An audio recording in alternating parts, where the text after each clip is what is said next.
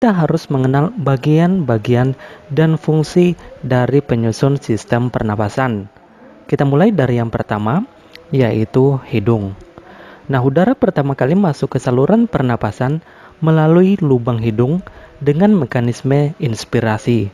Di rongga hidung, udara kemudian disaring oleh rambut-rambut hidung dari partikel-partikel debu yang menyertai udara yang masuk. Nah, selain itu, udara juga akan dihangatkan dan akan dilembabkan agar sesuai dengan suhu tubuh. Dari rongga hidung, udara selanjutnya mengarah ke faring, yaitu persilangan tempat jalur udara dan makanan bertemu. Jadi, pada faring ini adalah tempat dilaluinya udara pernapasan dan makanan yang berasal dari mulut. Setelah melalui faring, udara akan memasuki laring. Di belakang lidah dan di depan laring terdapat epiglotis yang berfungsi mengatur masuknya udara dan makanan ke salurannya masing-masing. Ketika makanan ditelan, laring bergerak ke atas dan mendorong epiglotis sehingga menutupi glotis. Glotis ini adalah bukaan trakea atau tenggorokan. Hal ini memungkinkan makanan menuruni esofagus menuju ke lambung. Ketika makanan turun menuju lambung, glotis terbuka sehingga memungkinkan udara pernapasan masuk ke laring yang merupakan bagian atas dari saluran pernapasan. Di laring juga terdapat kotak suara. Suara yang dihembuskan dari dalam keluar mengalir cepat melalui pita suara, yaitu sepasang pita otot elastis di dalam laring. Suara dihasilkan ketika otot-otot di dalam kotak suara menegang atau kontraksi, yang kemudian merentangkan pita suara sehingga bervibrasi atau bergetar. Nah, suara tinggi dihasilkan dari pita-pita yang terentang erat dan bervibrasi sangat cepat. Sedangkan suara rendah berasal dari pita suara yang tidak begitu tegang dan bervibrasi secara lambat. Dari laring, udara masuk ke dalam trakea. Di dinding trakea ini terdapat kartilago atau tulang rawan yang memperkokoh trakea sehingga saluran ini akan tetap terbuka. Selain itu, terdapat epitelium yang melapisi trakea hingga bronkus. Epitelium ini ditutupi oleh silia pada permukaannya dan selapis mukus atau cairan lendir yang tipis.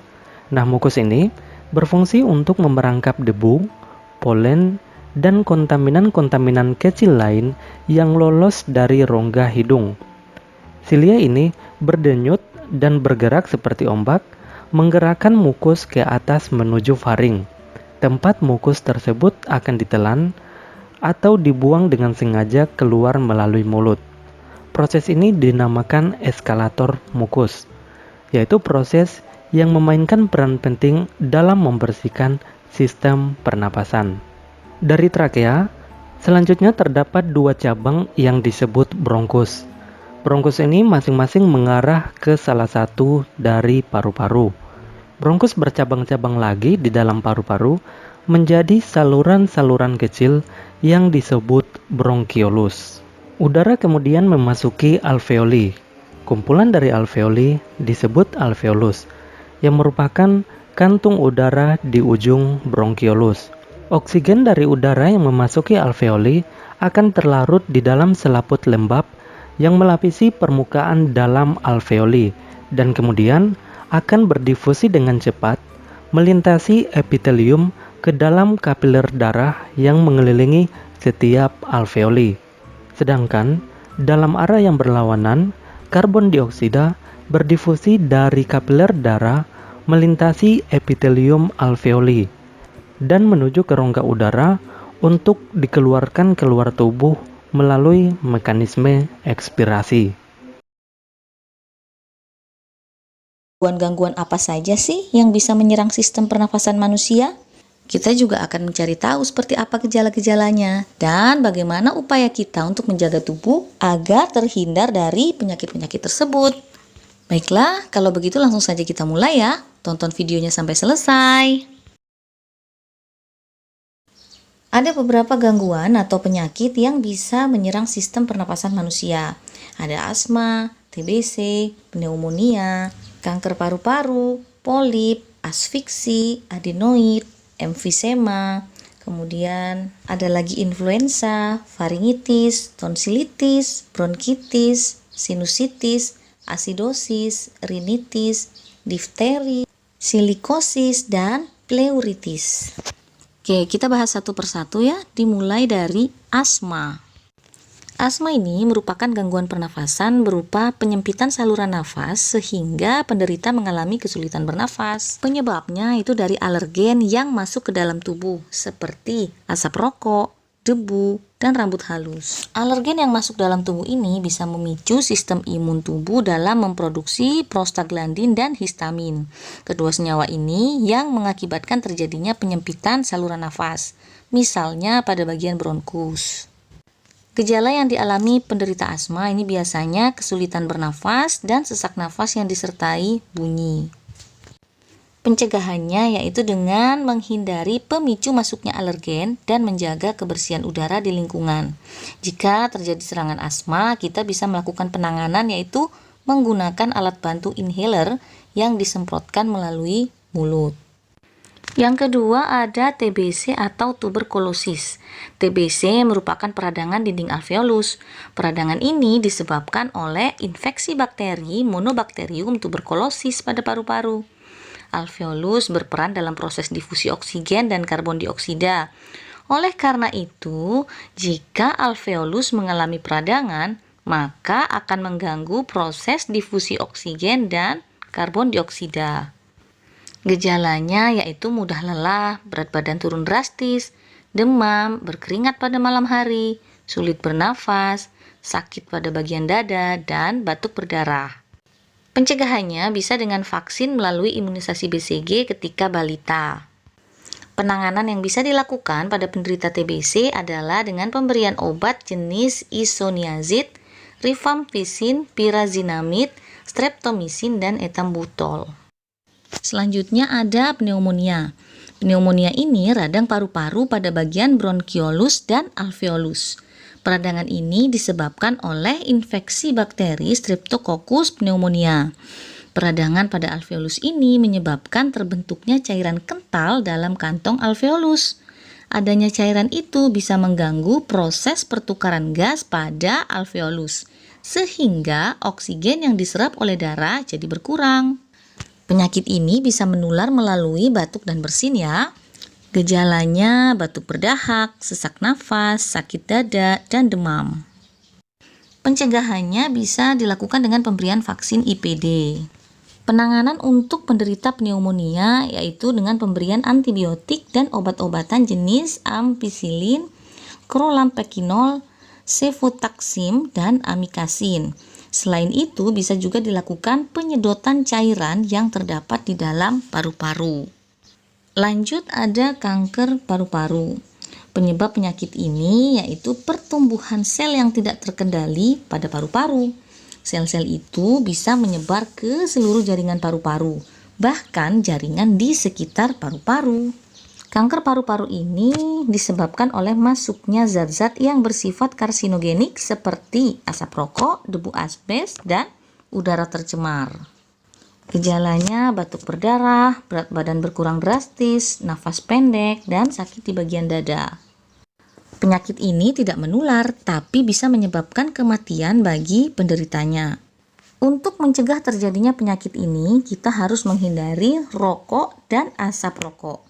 Kemudian penanganan pada penderita kanker paru-paru bisa dilakukan dengan operasi pengangkatan sel kanker.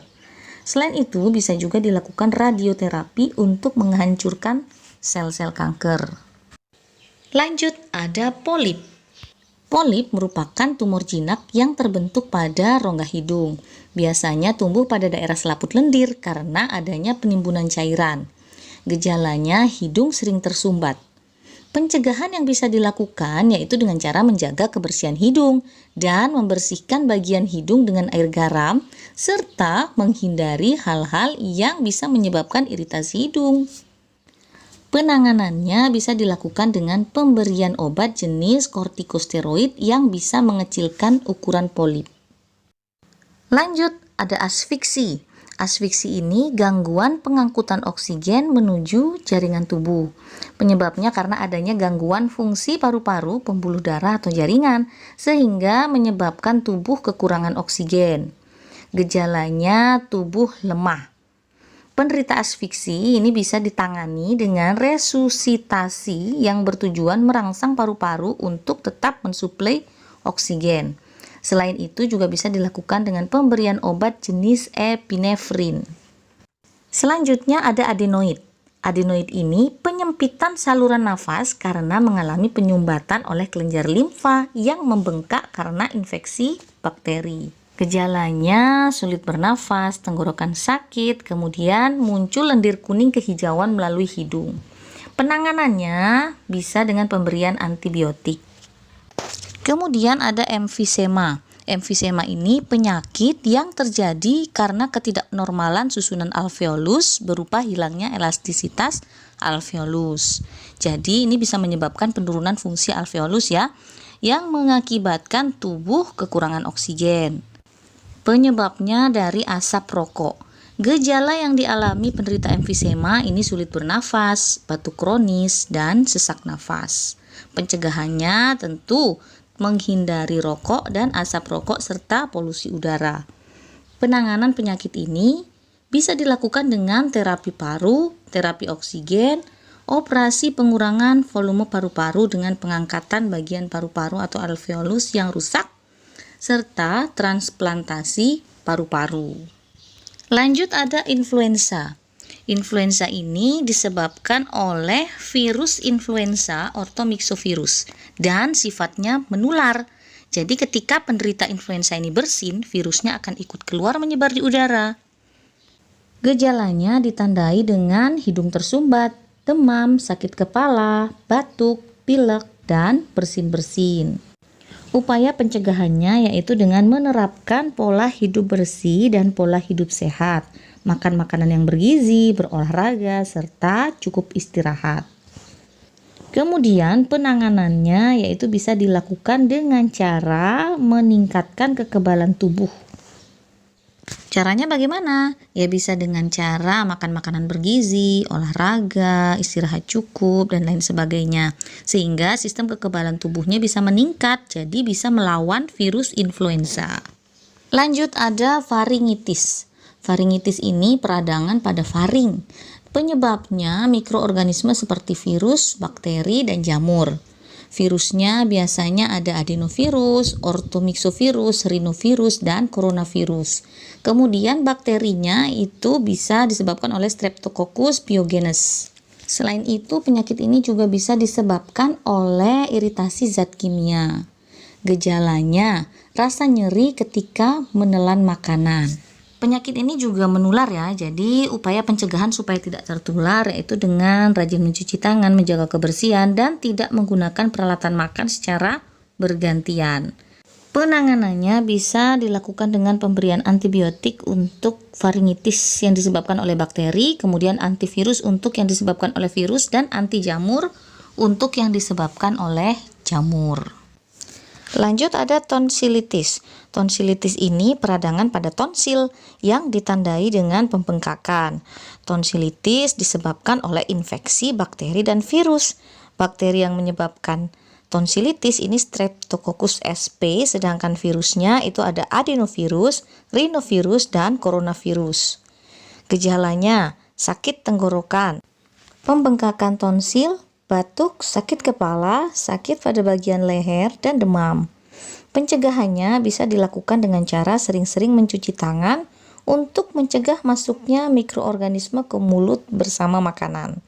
Sementara itu, penanganannya bisa dilakukan dengan pemberian antibiotik. Jika pembengkakannya sudah sangat besar, ini perlu dilakukan tonsilektomi atau pembedahan dan pengangkatan tonsil. Lanjut ada bronkitis. Bronkitis ini adalah radang pada dinding bronkus. Peradangan ini mengakibatkan pembengkakan pada bronkus sehingga bronkusnya mengalami penyempitan. Jadi ini bisa mengganggu proses penyaluran udara pernafasan. Gejalanya yaitu batuk berdahak dan sesak nafas. Pencegahannya bagaimana? Pencegahannya yaitu dengan menggunakan masker, menghindari rokok dan asap rokok. Kemudian pengobatan yang bisa diberikan pada penderita bronkitis yaitu dengan pemberian obat jenis bronkodilator, steroid, dan antibiotik. Selain itu bisa juga dengan terapi oksigen. Selanjutnya ada sinusitis. Sinusitis ini peradangan pada daerah sinus atau bagian atas rongga hidung. Penyebabnya adalah infeksi virus dan bakteri. Selain itu juga bisa disebabkan oleh alergi. Gejalanya muncul lendir berwarna kekuningan. Munculnya lendir tersebut mengakibatkan hidung tersumbat sehingga pemasukan udara pernafasan melalui hidung akan terganggu. Pencegahannya bisa dilakukan dengan menghindari hal-hal yang menyebabkan alergi. Kemudian penanganannya bisa dilakukan dengan mencegah penyumbatan hidung dan melakukan operasi pembukaan sinus pada sinusitis yang sudah parah. Lanjut ada asidosis. Asidosis ini gangguan pernafasan yang terjadi karena penurunan fungsi paru-paru atau pernafasannya terlalu lambat sehingga penumpukan karbon dioksida dalam darah. Tingginya karbon dioksida dalam darah ini mengakibatkan pH darah menurun atau bersifat asam. Salah satu gejala atau ciri-ciri dari asidosis yaitu tingginya kadar asam karbonat dan asam bikarbonat dalam darah.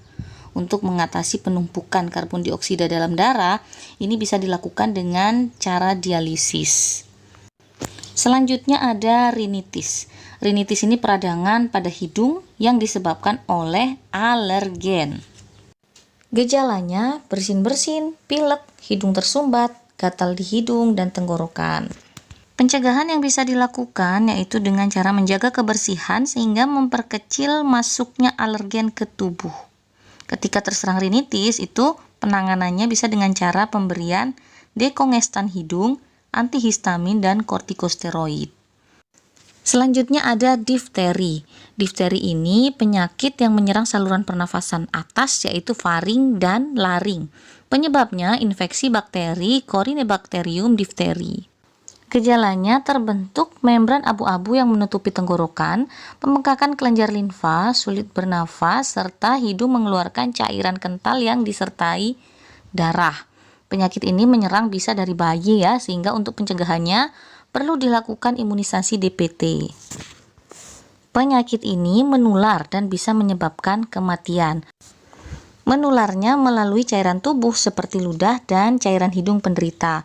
Jadi dianjurkan untuk tidak menggunakan peralatan makan, pakaian, dan alat mandi secara bergantian dengan penderita difteri.